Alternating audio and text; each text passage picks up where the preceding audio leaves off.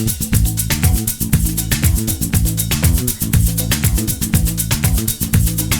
Alec. Hey guys, it's Alec Torelli, and today we're going to talk a little bit about game theory versus exploitative play in poker, my thoughts on both subjects, as well as some key takeaways that you guys can use to figure out when to use each approach and help settle some of the debate in the community, at least from my point of view, my perspective on this, and how I approach the game of poker, how I make decisions at the table, and hopefully help you make better decisions at the poker table and figure out from which standpoint to help to execute, right? So first, I think it's prudent to talk a little bit about what game theory is, the approach, and with such rising popularity, it warrants a quick explanation. The idea of game theory is basically that you have two people at the poker table who both play very well. They both play on a level that they adjust to each other very, very quickly. And there isn't much room for deviating from an optimal range or an optimal strategy because the other player will exploit you fast enough that you will have to then adjust your strategy, and then eventually you will both revert to what's called the Nash equilibrium, and you'll both play from an optimal standpoint. So let me explain something. Let me use an example that makes it a little easier to understand. Taking a game like rock, paper, scissors. So let's say you start out with a strategy that you're going to exploit your opponent who throws scissors too often. You figure out he throws scissors 50% of the time. So what are you going to do? Well, you're going to throw rock 50% of the time. But then logic would dictate, well, this guy's a thinking player, and I have to assume that my opponent is smart and intelligent. So he's going to adjust to me throwing rock by throwing paper.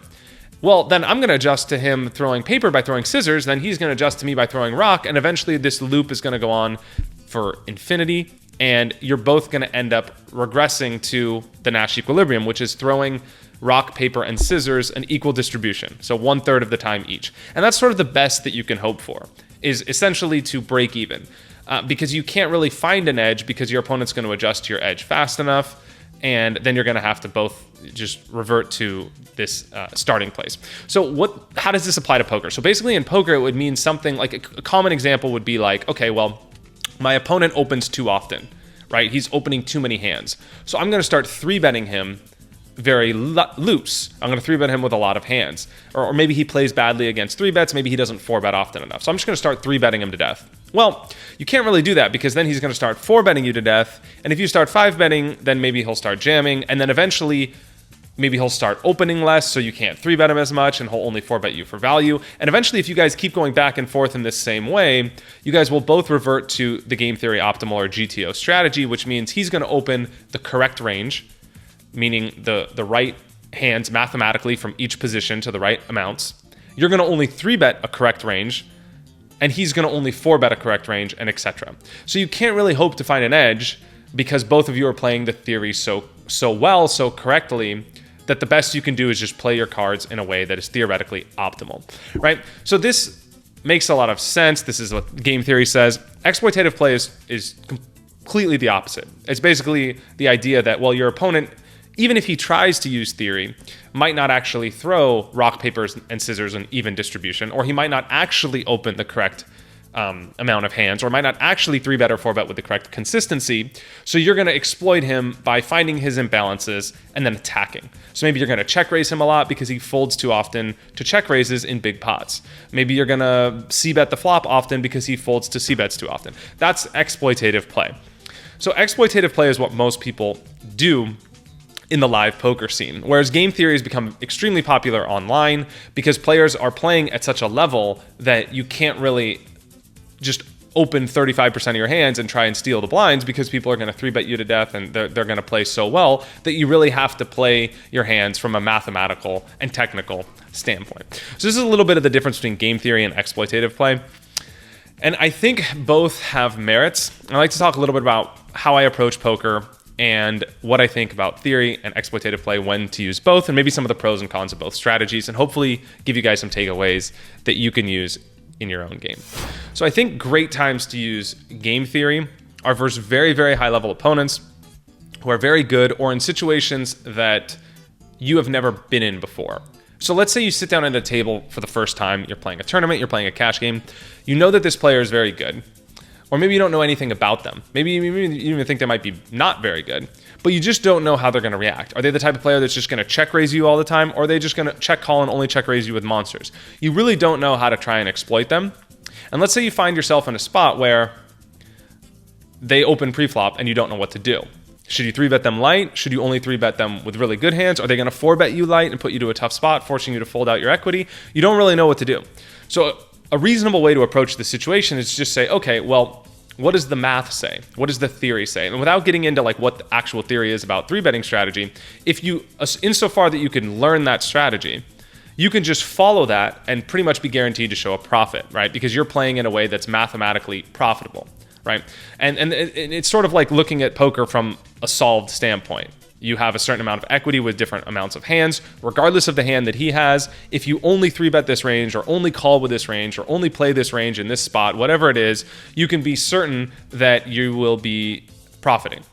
And while you may not profit the most amount of money, you're not going to lose money or make a colossal mistake. So this is a great time to use game theory, and it's really important.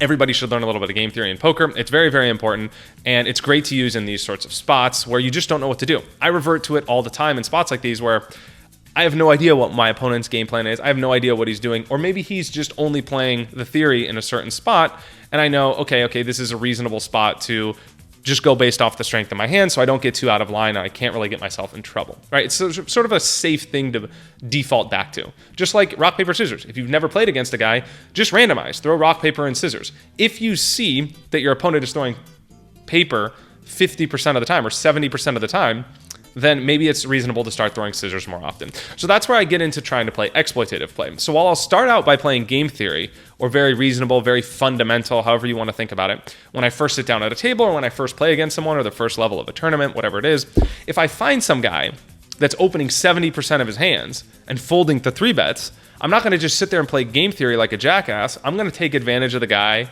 that is playing extremely out of line, who I could win more money off of by deviating from game theory to exploit the guy, right? So if this guy's opening 70% and folding all the time to 3-bets, I'm not going to wait for ace-5 suited for the blockers and all this other nonsense. I'm just going to 3-bet the guy and win the money, right? And even though that makes me exploitable to the guy who could adjust, most of the time in the real life, in the real situation, right? You're not playing poker against a computer. You're playing against other humans who aren't playing GTO most of the time in live poker, especially you guys watching this playing like mid-stakes, small-stakes poker. Even at the high-stakes games, a lot of the people, especially the recreational players, simply aren't playing game theory. There are spots where people literally don't have raising ranges unless they have the nuts. So you'd be silly to call off with a bad hand just because it's, you're protecting your range, or it's the best hand you could have, or something like that. So in situations like these, I just play exploitative play. If I know someone is playing poorly in a certain spot, I'm always going to use exploitative approach. So while I think game theory wins money, I think that exploitative play will win you the most money if you are good at identifying weakness, adjusting correctly to weakness, and figuring out when to use an exploitative approach to poker. So that's a little bit about my thoughts. In general, I'm always using an exploitative approach in the live poker room. And I think that this is how most people should approach poker. I think everybody should know theory, everybody should learn theory.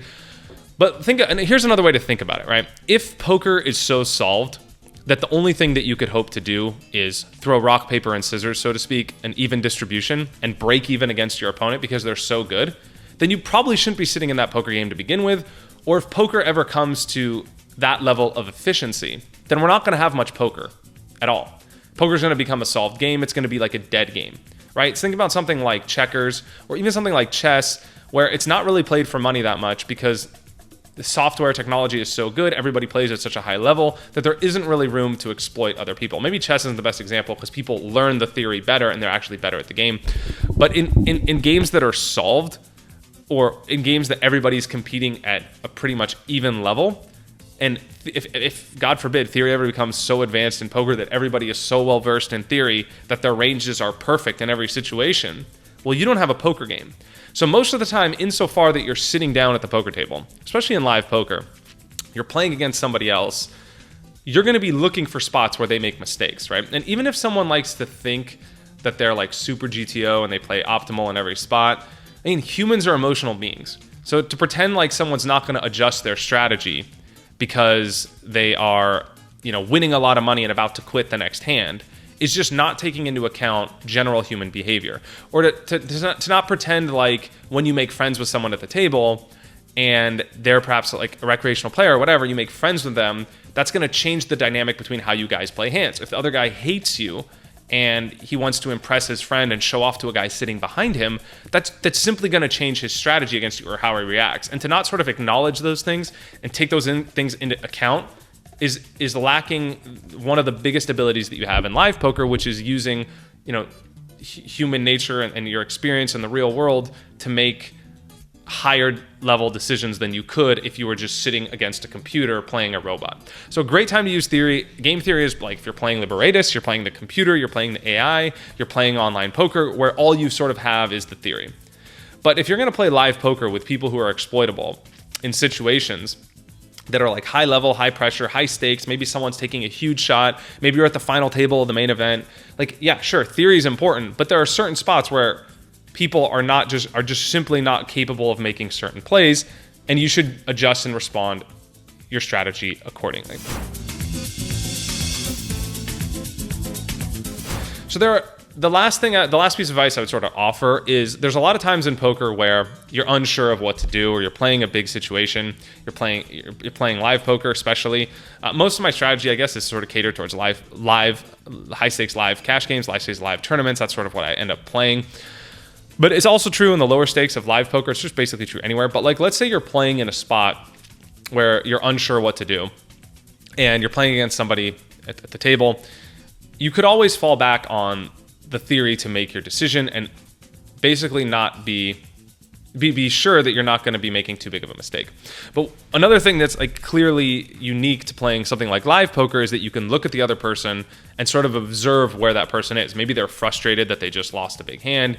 Maybe they just want to bluff you. Maybe they just are really tight. Maybe they're playing a big game and they don't want to lose a lot of money. And all these things are sort of going to lead you, even if it's subconsciously, to making a higher level decision than you could make if you were to just follow the strategy.